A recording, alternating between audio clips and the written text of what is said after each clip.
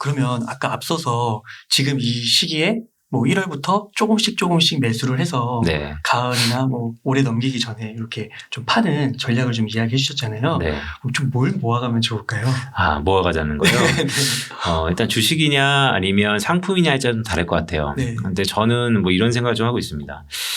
제가 지난 10년 동안 증권사에서 이코노미스트 하면서 수많은 기관 매니저 아니면 VVIP들을 많이 만났었어요. 저보다 훨씬 더 뛰어난 분들이었죠. 그분들과의 소통이 저에게는 큰 교훈이 됐습니다. 뭐냐면, 세상을 살면서 선입견은 절대 버려야 된다.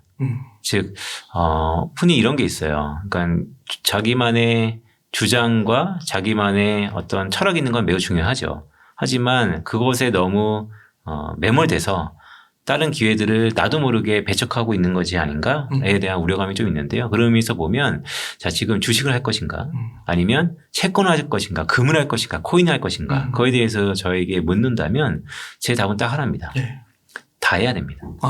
네, 다 해야 되는 것이죠. 네. 어떤 하나를 쳐낼 겨를이 없습니다. 단 우리가 흔히 자산 배분이라는 게 있죠. 네. 본인 스스로도 위험과 안전을 비중을 배분해야 되는데 그런 부분에 있어서 어떤 국면에서는 좀 더 위험 비중을 어떤 부분에서는 좀 더 안전자산의 비중을 가져가는 것이고요. 그것을 저는 이런 시국의 매크로 큰 트렌드를 봤을 때 지금 많이 싸졌던 또한 악재는 여전히 있지만 많이 드러났던 지금부터 다만 천천히 왜 천천히냐 그러냐면 또 다른 악재가 계속해서 나올 수 있기 때문에 라는 말씀을 드리는 거고 다만 그럼 언제 이런 위험을 줄여야 되는데 여기서 위험이라는 것은 주식일 수도 있고요. 아니면 코인일 수도 있고 아니면 여러 위험 자산을 얘기하는 것입니다.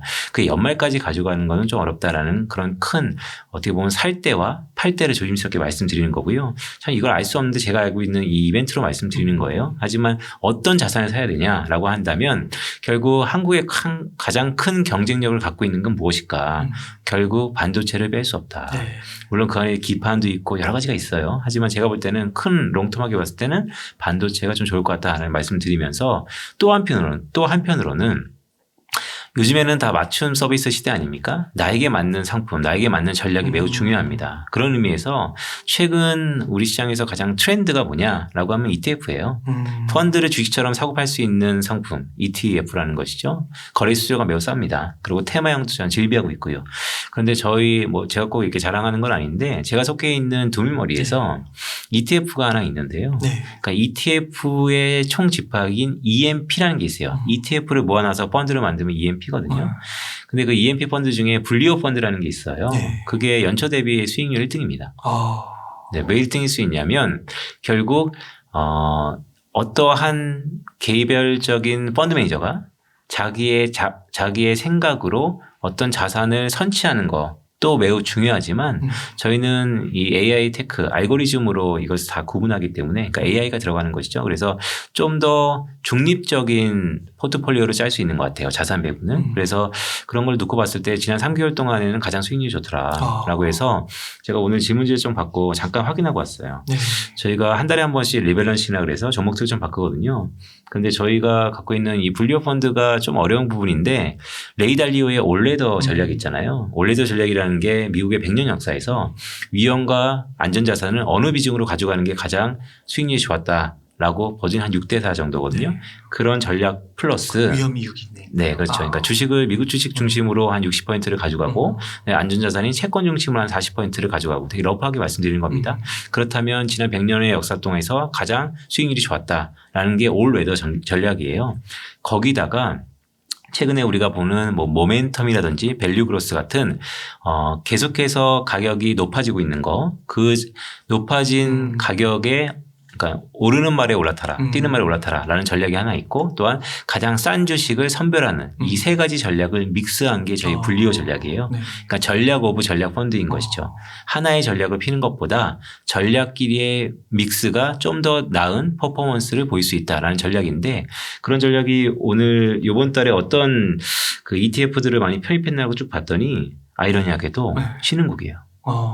그 말은 건 뭐냐면 알고리즘은 AI는 음. 지금 가격이 많이 싸졌다라고 판단하고 있는 거죠. 신흥국이요. 네. 그래서 네, 홍콩과 중국 주식의 비중을 좀 넓혔더라고요. 이거는 저희 회사가 자랑하는 AI 툴입니다. 그래서 인간의 이런 정성적인 분석을 딱 배제한 것이죠.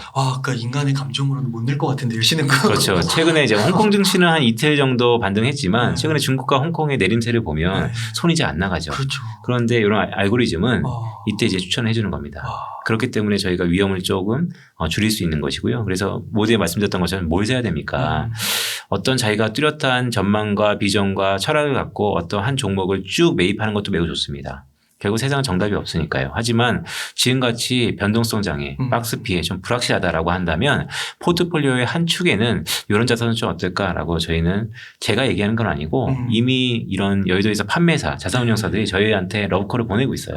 그래서 좀 이런 자리를 빌어 말씀드리는 거고 저는 종목을 보자면 크게 보면 반도체, 아까 말씀드렸던 이 패권 경쟁의 헤게모니에 지금의 마켓 시어를 갖고 있는 한국의 반도체 자산이 아직은 비교 우위에 있다라고 생각을 하면서 정말 근시안적으로 짧게 얘기하면요. 이전과 달라지는 게 뭘까요? 이전과? 네. 앞으로는 거리두기가 강화보다는 완화될 가능성이 있는 것이죠. 그리고 이제는 해외에 나갈 가능성이 있는 것이죠. 그렇다면 이제 리오프닝주. 네, 리오프닝주는 약간 굴곡이 있었어요.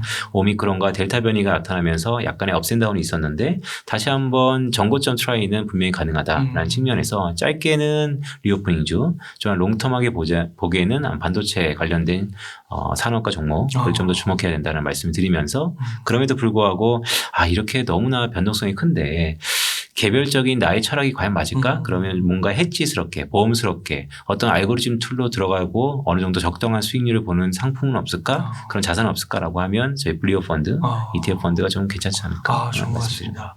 그 책에서 빅데이터 관련해서도 좀 언급해 주지 않으셨나요? 그거 좀 어떠세요? 빅데이터는 전 이런 거죠. 그러니까 20세기의 산업의 쌀 반도체. 자, 21세기에서 22세기에는 그럼 어떤 트렌드가 될까라고 봤을 때 이제는 무조건 개별 맞춤합니다. 네. 나에게 맞지 않는 상품은 나에게 맞지 않는 전략은 아무런 가치가 없다라고 감히 말씀드릴 수도 있어요. 그렇다면 개개인마다 다 그들의 특성을 알아야 되는데요. 그것을 요즘 언어로 얘기하면 데이터입니다. 따라서 데이터는 다다익선. 크면 클수록 많으면 많을수록 좋다라는 의미에서 빅데이터는 21세기 최고의 산업이다라고 보고 있고요. 네.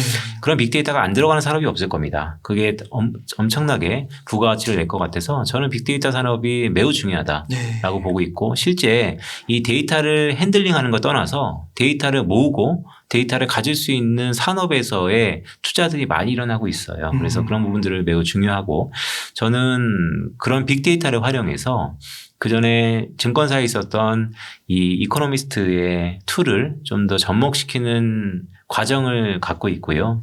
그것을 산업별로 어디에 좀 적용시킬 수 있을까라고 생각해 봤을 때 최근에 미래의 먹거리라고 할 수 있는 연금 시장. 네, 그래서 연금 OCIO라고 보통 하는데요.